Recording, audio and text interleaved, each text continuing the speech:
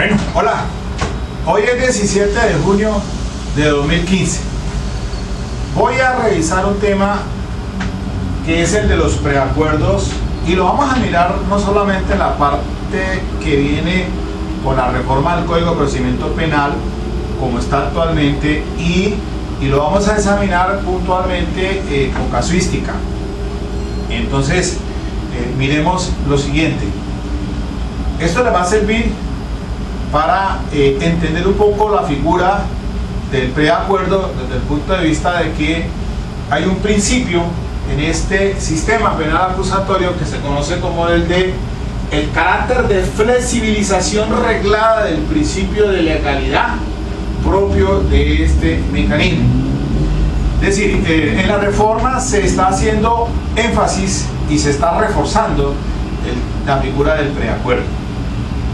Entonces, la ley 906 del 2004 pues contempla el asunto del preacuerdo en los artículos 348 y siguientes.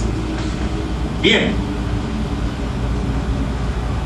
ahora el código comienza diciendo en la reforma que las negociaciones están definidas como los acercamientos que se hacen con el fiscal para llegar a unos preacuerdos. Los preacuerdos entonces son ya lo que se negocie con el fiscal para que quede entonces en el acta o en el preacuerdo como tal, por escrito. Y ya el acuerdo en sí es cuando el juez aprueba ese preacuerdo. Ahora, ¿qué se entiende entonces por esta figura de los preacuerdos? Ahora se titula, en el título segundo, dice aceptación de cargos, preacuerdos y negociaciones entre la Fiscalía y el indiciado, imputado o acusado. De acuerdo pues con el concepto de preacuerdos y negociaciones, quedará ahora en el artículo 348 de la siguiente manera: las negociaciones, los preacuerdos y los acuerdos que de ellos se deriven implican una flexibilización del principio de legalidad conforme a los límites señalados en el Código Penal, en este código, y las directrices que para tal punto señale la Fiscalía General de la Nación. El 349 quedará en los siguientes términos: finalidades, con el fin de humanizar la actuación procesal y la pena, obtener pronta y cumplida justicia, lograr la participación del inculpado en la definición del caso y buscar la colaboración del procesado con la justicia, se podrán llegar a preacuerdos que impliquen la terminación del proceso. El fiscal deberá entonces observar las directrices de la Fiscalía General de Nación, las pautas de política criminal, la etapa procesal y a prestigiar la justicia. El artículo 350 dirá lo siguiente: de ser aprobado, acuerdos proceden en la etapa de indagación, investigación y juzgamiento antes del inicio del juicio oral.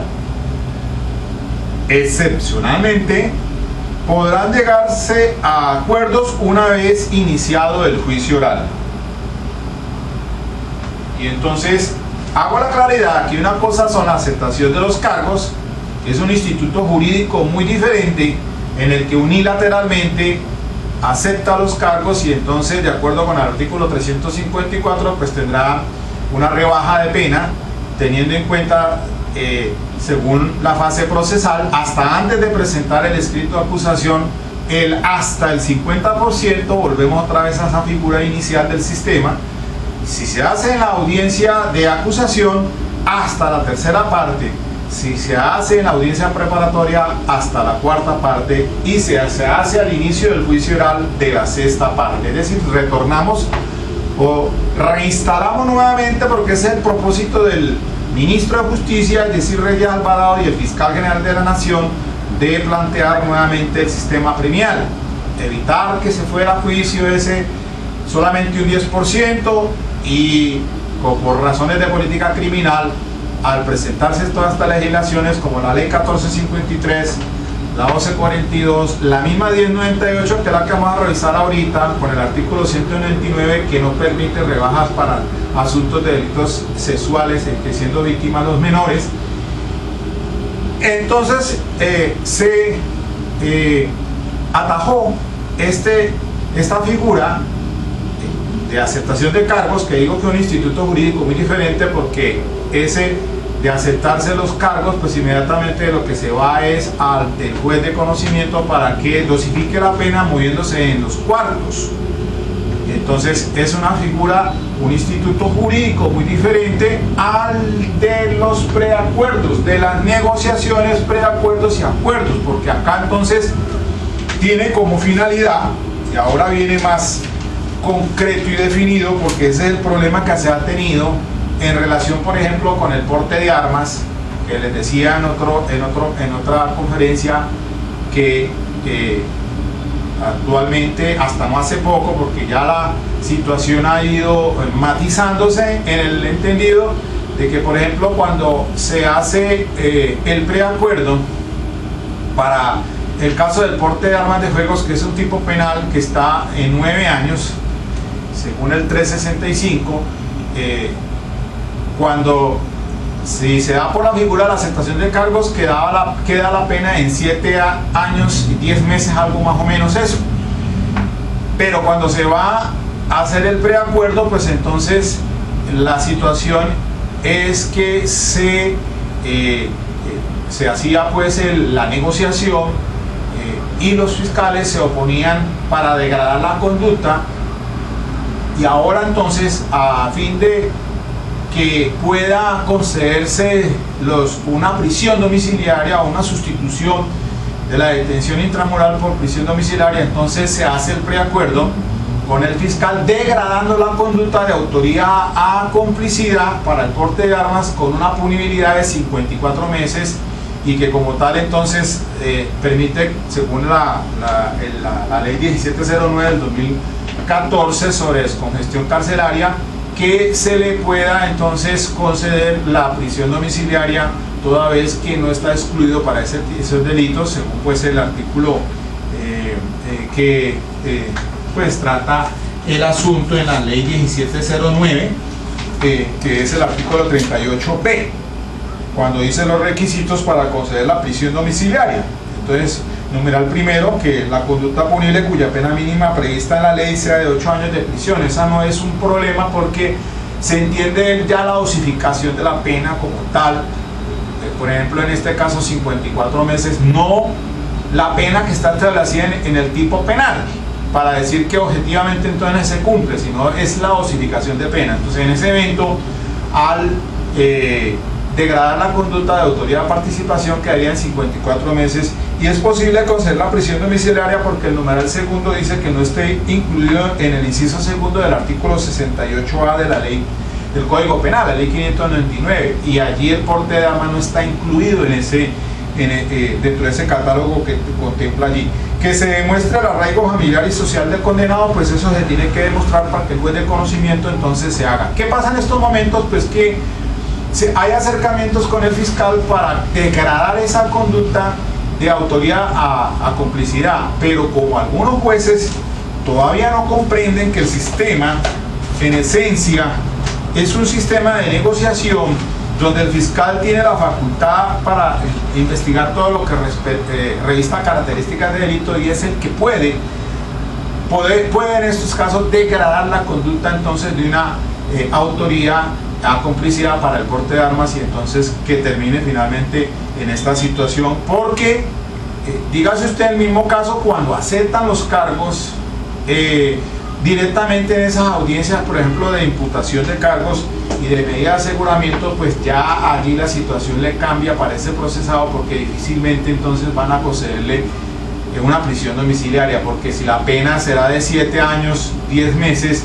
y además de eso no le permitiría para la prisión domiciliaria porque pues para efectos de esto, en estos términos entonces no se cumplirían con los requisitos y no le daría lugar a la sustitución por prisión domiciliaria. Pero bueno, volvemos entonces aquí al tema de los preacuerdos. Como viene ahora, la situación está en que las facultades que se le señala muy explícitamente al fiscal, es decir, qué es lo que puede hacer el fiscal, y lo encontramos de la siguiente manera. Dice el artículo 300, sería el artículo 351, modalidades. Las modalidades quedarían entonces, ¿qué puede preacordar el fiscal? Puede, sobre el asunto de los descargos, de los cargos, entonces eliminar causales de agravación punitiva, por ejemplo. También sobre las consecuencias de la conducta punible, entonces podrá eliminar uno o varios de los cargos o señalar una tipicidad degradada o menor. El grado también de participación, ahora sí viene aquí clarificado, porque como los jueces estaban oponiéndose a esos preacuerdos diciendo de que no se estaba humanizando la justicia, que etcétera, etcétera, y que lo que estaba haciendo el fiscal estaba desfasado, sabiendo de que el fiscal sí puede, porque es el titular de la acción penal y él es el que tiene el sartén por el mango, excúseme, para presentar la excusa el escrito de acusación y llevar con probabilidad de verdad a un juicio a una persona. Luego entonces él es el que tiene la carta de navegación, siempre he dicho, con ese escrito de acusación para determinar con probabilidad de verdad que esa persona es autor o responsable. Como tal, entonces, si tiene la carga de la acción penal y en este sistema de penal acusatorio, un principio vacilar es que es nulo el juicio sin la acusación. Nulo iudicio sin acusaciones es un principio del que habla reiteradamente el maestro Luigi Ferraioli en su obra de Derecho y Razón.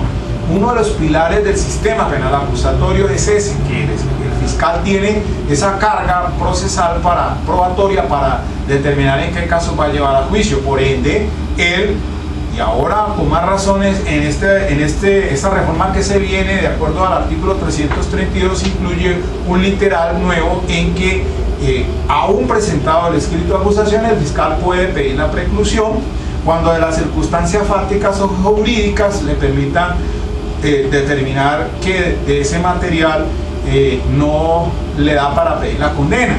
Luego, entonces se está corrigiendo y ahí está la explicación de por qué este sistema se erige esencialmente la columna vertebral, es que esa acusación la hace el fiscal y por ende él también puede retirarla, pero como en ese caso no se podía hacer, sino que se iban pidiendo ante no poder detectar la presunción de inocencia, pedir la preclusión. Pues ahora se le da las herramientas para que, si presentado esa acusación, pueda dejar que llegue otro fiscal y diga no hay razón para continuar a juicio, y entonces pida la preclusión teniendo en cuenta que no hay circunstancias fácticas o jurídicas que le permitan solicitar la condena. Eso queda ya entonces adicionado en el artículo 332, en el literal, será el literal 8, cuando por circunstancias fácticas o jurídicas posteriores a la acusación el fiscal advierta que no cuenta con elementos de juicios para solicitar la condena, pide entonces la preclusión. Por ende, entonces, volvemos otra vez que cuáles son las facultades que tiene el fiscal. Entonces el fiscal tiene unas amplísimas facultades. Ahora, también puede preacordar consecuencias, y entonces allí dice, puede preacordar la rebaja punitiva, podrá preacordar subrogados penales, incluso podrá preacordar el lugar de reclusión previo concepto del IMPEC. Luego allí, entonces, imagínense que si el fiscal tiene todas estas facultades, ¿para qué entonces, por razones de las mismas finalidades de ese sistema, en el que la flexibilización, reglado del principio de legalidad, es propio de este mecanismo del sistema penal acusatorio, es una de las modalidades en las que se daría lugar pues para que se simplifique o se pueda llegar a una negociación favorable a los intereses del mismo procesado. Y vamos a ver el siguiente caso, porque es que aquí voy a hacerme referencia al siguiente aspecto que se planteó en una barra académica de la Defensoría Pública, por lo menos el día de ayer, que me llamó curiosamente la situación debido a que he tenido que trabajar asuntos de delitos sexuales y pues ahora ustedes saben muy bien que el Congreso, frente a esta reforma que se avecina, lo primero que le pusieron fue un palo a la rueda para que el artículo 199 del numeral séptimo de la ley 1098 del 2006 no fuera derogado. Y recuerden que una de las legislaciones en política criminal que frente a los delitos sexuales donde los menores son víctimas y delitos de homicidio, pues igual no permite que se haga como dice la norma, y la leo textualmente. Dice el artículo 199 lo siguiente, numeral séptimo, dice: cuando se trate de los delitos de homicidio, lesiones personales bajo la modalidad dolosa, delitos contra la libertad, integridad y formación sexuales o secuestro cometidos contra niños, niñas y adolescentes, se aplicarán las siguientes reglas. El numeral séptimo dice: no procederán a rebajas de pena con base en los preacuerdos y negociaciones entre la Fiscalía y el imputado o acusado previstos en el artículo 348 a 351 de la Ley 906. Entonces, la Ley 1098 establece este artículo 199 en su numeral séptimo, que frente a esos delitos que acabo de mencionar, esas conductas punibles, no proceden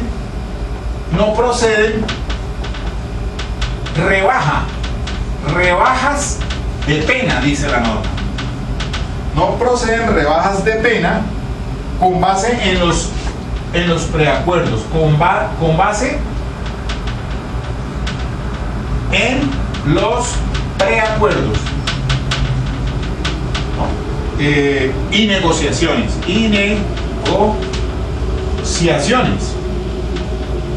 entre Fiscalía y el imputado o acusado. En esencia, entonces, aquí existe un problema en relación con estos casos. Ayer se debatía un compañero frente a un caso donde a un señor les indican actos sexuales abusivos en menor de 14 años.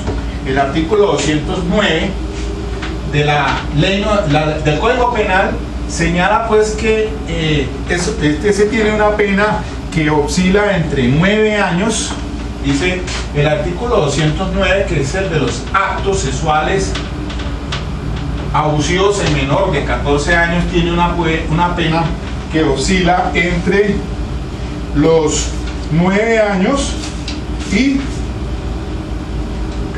a 13, 9 a 13 años. Pero existe otra figura jurídica que es el artículo 210A, que establece el acoso sexual. Acoso sexual con una punibilidad o una pena que va de 1 a 3 años.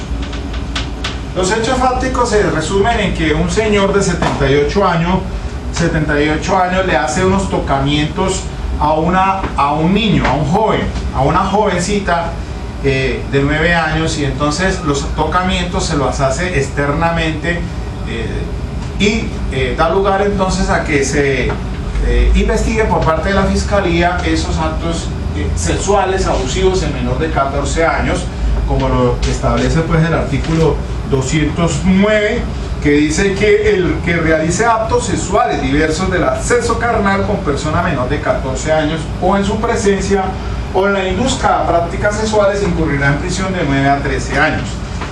Pero le leo el 210A del acoso sexual. Dice: este artículo fue adicionado por el artículo 29 de la ley 1257 del 2008. El que en beneficio suyo o de un tercero y valiéndose de su superioridad manifiesta o relaciones de autoridad o de poder, edad, sexo, posición laboral, social, familiar o económica, acose, persiga, hostiga o asedie física o verbalmente con fines sexuales no consentidos a otra persona, incurrirá en prisión de 1 a 3 años. El tipo penal este es el que yo, es el típico caso de que este tipo penal, cuando hablábamos de las causales de justificación incluidas en el tipo penal, es decir, la teoría de los elementos negativos del tipo penal que no harían el injusto porque no haría una acción típicamente antijurídica en el entendido de que habla del consentimiento, pero obviamente que frente a delitos sexuales de menores pues no podemos estar hablando de consentimiento porque no existe la libre voluntad de ellos. Pues bien, el hecho es que el señor entonces lo investigan por estos actos sexuales abusivos y los tocamientos son externos, y entonces el defensor público entra en contacto con el fiscal, y estoy hablando actualmente de la legislación Ley 906 del 2004 como está, a efectos de degradar la conducta. Pues resulta de que con el asunto del porte de armas, pues degradando de autoría a la complicidad, es posible entonces obtener ese tipo de acercamientos con el fiscal y preacordar en esos términos, y lo están haciendo ahora porque hasta no hace poco pues obviamente algunos jueces de conocimiento se oponían a ello, protestando pues que no se estaba humanizando la justicia o el conflicto. Sin embargo, entendiendo ya ahora que el sistema permite esta flexibilización reglada al principio de legalidad, pero para que se utilice el sistema como una justicia consensuada, una justicia en la que se evite que se vaya a juicio, que es lo que ha desgastado el sistema y que está colapsado, es precisamente porque ese 10% que pensaba que se fuera así a juicio ahora se está yendo el 90%. Les decía el caso del señor entonces que tuve 2 años en juicio por unos actos sexuales abusivos en menor de 14 años, también por un beso en un seno de una joven de 12 años y un tocamiento de una pierna, que finalmente terminó condenado a 9 años hasta hace 2-3 meses apenas, con un desgaste a la justicia realmente, porque pues pudiéndose haber de pronto dado la figura de la aceptación o el preacuerdo, sí que existiese este numeral séptimo impidiéndolo, pues hubiera flexibilizado de tal manera que el señor terminaba pagando ciertamente 4 años y medio y no 9 años, es decir, a puertas después de 2 años ya estaría para salir. Pero la atención que me ocupa entonces es que aunque esta situación, cada una es una situación fáctica diferente, volviendo al tema del caso del defensor público, en este caso los tocamientos que fueran externos, o sea, por encima de la ropa, pues no se podría hablar de unos hechos injuriosos porque pues no cala aquí el tipo como tal, pues, en tratándose de asuntos de delitos de menores. Pero entonces, sí, el acercamiento con el fiscal fue plausible para lograr de que se degradara de actos sexuales al acoso sexual. El señor llevaba detenido ya 18 meses. Entonces, entre el fiscal y se hace el acercamiento con el juez penal del circuito de aquí local para que se redacte el preacuerdo y se someta pues a la consideración del juez de conocimiento para establecer entonces de que no se le imponga al señor de los 78 años frente a esos hechos fácticos y jurídicos como tales 9 años, sino de 1 a 3 años. El problema estuvo en que el señor ya llevaba detenido 18 meses. Luego, si se partía del primer año, pues serían los 12 meses, es decir, que le quedamos era debiendo. Sin embargo, se preacuerda para que finalmente termine pagando 24 meses. Esos 24 meses el señor, pues sí los podía, ya los cumpliría, porque teniendo 18 no le quedarían sino entonces faltando escasamente 6 meses para salir ya, y cumpliría entonces en este caso, como se hizo y que fue aprobado por el juez de conocimiento, permite abrir las oportunidades para que se entre a negociar con la fiscalía ese tipo de preacuerdos, obteniendo entonces una situación de que se pueda degradar. Frente a este caso que tuve yo, pensaba que si hubiera utilizado esta técnica de que hizo el defensor público, obviamente que contando con el aval del fiscal y del juez de conocimiento, con todos los problemas que eso implica, porque tienen posiciones muy divergentes. Sin embargo, me hace ir al punto del artículo como tal que está redactado, porque usted diría, pero es que el artículo 199 del numeral 7 dice lo siguiente, dice: no procederán las rebajas de pena con base en los preacuerdos y negociaciones entre la Fiscalía y el imputado, a que se hace referencia en el Código de Procedimiento Penal del 341 al 348 al 351. Pero fíjese bien que la norma sí no dice nada en relaciones con la degradación. Si el fiscal puede hacerlo, degradarlo. Brillante la situación que me parece que hizo el defensor público, porque logró que este caso finalmente le quedara en 24 meses y sin desprestigiar a la justicia, porque igual pues el señor cumple la pena por un hecho fáctico y jurídico, evitándose que se fuera a un juicio con un desgaste donde terminaría con los mismos 9 años. Me hace pensar entonces que si hubiera propuesto yo lo mismo frente al caso que hubiera tenido, podría haber salido plausible entonces de que en estas mismas circunstancias se hubiera trabajado como lo hizo bajo esta figura jurídica. Entonces, para concluir entonces de que realmente, miren que ustedes que frente a la actual legislación 906, sin que todavía haya sido aprobada la reforma, se permite esta situación de que se degrade la conducta, porque es que el fiscal, finalmente el fiscal puede hacerlo, degradar la conducta, y no se está desprestigiando la justicia.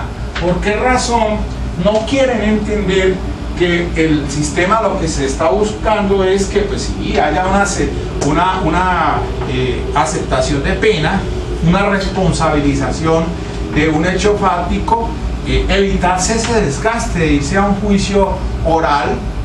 Finalmente entonces la persona pues termina pagando una dosificación punitiva que pues, teniendo en cuenta el caso, obviamente que no todos son lo mismo frente a las modalidades o las conductas punibles de esta clase de delitos.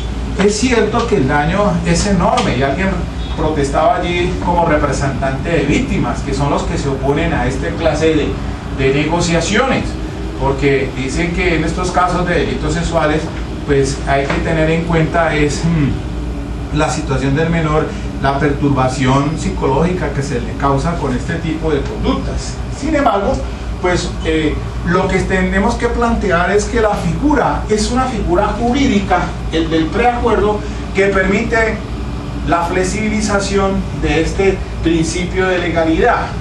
Es decir, no sé en estricto sentido decir que es posible que se utilicen estas figuras novedosas y que se están reforzando en esta reforma al Código de Procedimiento Penal. Puedo hacer referencia también al principio de oportunidad. En estos dos casos, principio de oportunidad, pues por lo menos debe existir un mínimo de elemento material de prueba que establezca la responsabilidad. Sea para resolver el asunto del preacuerdo, pues tiene que existir ese mínimos presupuestos de elementos materiales, esa inferencia para determinar que en esos casos se dé la figura del preacuerdo. Recuerde que si ahora en la legislación, como viene redactado el Código de Procedimiento Penal, en esos términos puede preacordarse en estas etapas, ¿no? En la etapa de la indagación, de la investigación y del juicio. Y entonces que excepcionalmente, diría la norma en estos términos, que excepcionalmente podrá hacerse ya iniciado el juicio oral. Entonces, los artículos 350, los acuerdos proceden en etapas de indagación, investigación y juzgamiento. Hasta antes del inicio del juicio oral, excepcionalmente podrá llegarse a acuerdos una vez iniciado el juicio oral. Es decir, entonces que, miren, frente a una situación que en estos momentos pues esté en curso, por ejemplo, que ya esté señalada fecha para el inicio del juicio oral, ¿por qué no podemos llegar a un preacuerdo en esa instancia? Degradando la conducta, no estamos hablando de rebaja de pena. Entonces se abre la puerta, y más ahora que el Congreso pues no quiere y ha sido retirado entonces ese numeral séptimo del artículo 199 de la ley 1098, que es el Código de Infancia y Adolescencia, que no permite, como dice allí, seguirá diciendo que no harán rebajas de pena en esos preacuerdos. Luego entonces hay que mirar la posibilidad de llegar a un preacuerdo y bajo estas circunstancias de la degradación, como está establecido pues en la reforma, se dice que una de las facultades entre las ya bien claramente señaladas por parte de la Fiscalía es llegar a degradar en relación con el grado de participación, dice. Consecuencias de la conducta punible. Entonces, degradar sería sobre el asunto pues del grado de participación. Entonces, cuando hablamos de el grado de participación, es decir, mutar autoría por complicidad. ¿Y por qué no entonces cualquiera otra de las figuras también de participación que habla el código? Entonces habrá que revisar bien a fondo esta situación para degradar esa participación y obtener entonces bajo esta situación un preacuerdo que permita cumplir con esos fines que señala pues el artículo 349. Repito, con el fin de humanizar la actuación procesal y la pena, obtener pronta y cumplida justicia. Entonces, si lo que se quiere es mire la razón de esta figura o de esta institución, de este instituto, es pronta y cumplida justicia. Pronta y cumplida justicia. Ese es uno de los principios, de las razones pilares de esta figura del preacuerdo. Lograr la participación del inculpado en la definición del caso. Entonces, lograr la participación del sindicado en la resolución de su caso. Claro. Y buscar la colaboración del procesado con la justicia. También, esa es otra modalidad. Mire lo del principio de oportunidad. Entonces, la colaboración con la justicia sería otro principio importantísimo. Y finalmente se podrán llegar a preacuerdos que impliquen la terminación del proceso. Entonces, estos institutos jurídicos, en este caso el preacuerdo, ya definido como tal, entonces se hace es que entren a consensuarse. Entonces ahí ya no es unilateral sino bilateral, consensuado entre el indiciado, el imputado, el acusado y la fiscalía según la etapa procesal.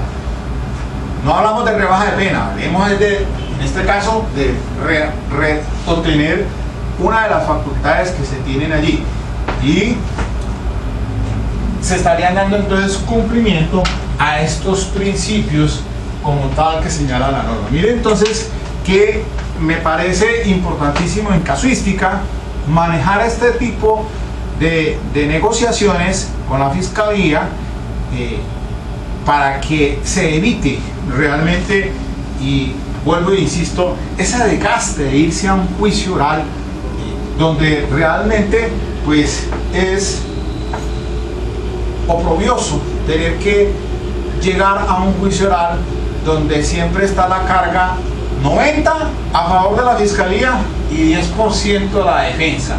Casi que va uno a un albur, como en una pesca milagrosa, a ver de qué manera le va a ir bien en el juicio, a ver de por qué lado se cae el caso.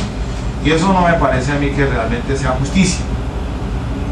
Además, porque todo el mundo no tiene la misma condición económica para sostenerse unos juicios de 1 o 2 años, y más en estado de detención per secula seculare, como es lo que se propone ahora, de fijar límites en cuanto a la detención preventiva. Entonces, pues, esta figura me parece excelente, una de las que en la reforma se potencializa aparte del principio de oportunidad, en las dos que les digo yo, debe existir el mínimo de diferencia de responsabilidad para poder llegar entonces a esos acercamientos con la fiscalía. Acuérdense que el principio de oportunidad pues puede que suspender, interrumpir o renunciar a la acción penal del fiscal. Eso también tiene que ser regulado en las directrices por parte de la Fiscalía General de la Nación. Y sin hablar entonces también de la figura novedosa de la reparación integral, esa conciliación. Otra forma de distinguir la acción penal es la reparación integral, y entonces se van a dar para los delitos de homicidio culposos y lesiones personales culposas cuando no existen agravantes. También se puede dar para asuntos de delitos contra el patrimonio económico, excepto el hurto calificado y la extorsión. También para los delitos de derechos de autor, en fin. Y también los delitos que son querellables. La reparación integral procede para los delitos querellables, que ahora entonces se regula más ampliamente y se fija un procedimiento abreviado como tal en un libro aparte dentro de la misma ley 906. Esos mecanismos nos están permitiendo que se descongestione el aparato judicial, que se acabe con el hacinamiento de las cárceles, porque ese es el pan de cada día. Ya no sabemos qué hacer más con tanta gente en la cárcel. Hay que cambiarse ese rótulo de que siempre la cárcel es la única solución por razones de política criminal. En mi experiencia, por más de 30 años, desde 1984, ha sido siempre el mismo problema con el hacinamiento carcelario. Por más cárceles que se crean, más se van a llenar si no cambia la razón de la política criminal. Entonces, es un retroceso no permitir que hubiera pasado en el Congreso para derogar ese artículo. Es decir, tenemos que cambiar con el estigma de que todos los casos son carabitos, que todos los casos son el Bermúdez o el monstruo de los Cañaduzales acá en el Valle del Cauca, y figuras de homicidas en serie, criminales de delitos de abuso sexual. Pienso yo que sí, era plausible que se permita esto. Sí, es cierto que en algunos casos pues, necesitan un tratamiento especial para estas personas, porque hay que aislarlos de la sociedad, obviamente es un peligro, pero no todos los casos son, cada uno es sui generis, cada uno tiene una dinámica diferente, y por regla general pienso yo, o por índice y estadística en general, los delitos sexuales se dan casi en su gran mayoría al interior de la familia, padres, padrastros, hijastros, primos, etcétera, etcétera. Son casos, sin contar lo que estaba diciendo el fiscal general de la Nación, en que se permitiera para desmantelar grandes bandas criminales, pero verdad que el punto, pienso yo, que es más neurálgico es que hay una estadística enorme donde las conductas de tipo sexual se dan siempre al organismo, o por lo menos siempre está involucrado es un familiar. Y podría ser entonces una forma de que se hubiera solucionado el problema. No creo que sea pues entonces más por este momento. Yo pienso que dejemos aquí, que les sirva esto de casuística. Esto es una cuestión excepcional, no se les olvide que vengo en una secuencia en mi portal académico, pues vamos ya en la conferencia 18 creo que es, sobre esta reforma al Código de Procedimiento Penal, y voy así en esa secuencia, porque ahorita estoy esperando para subir al portal la próxima videoconferencia. Hay 5 que ya están listas para subirlas, pero tengo una regla de que a 50 personas que vean el video que ya sepa, subo el siguiente para darle un mejor dinamismo y para que esa secuencia se vaya siguiendo. Esta es una conferencia excepcional que la voy a subir. Igualmente los invito a que estén pendientes de 2 videoconferencias que hice la semana pasada en la Universidad Santiago Sede Centro de aquí de Cali.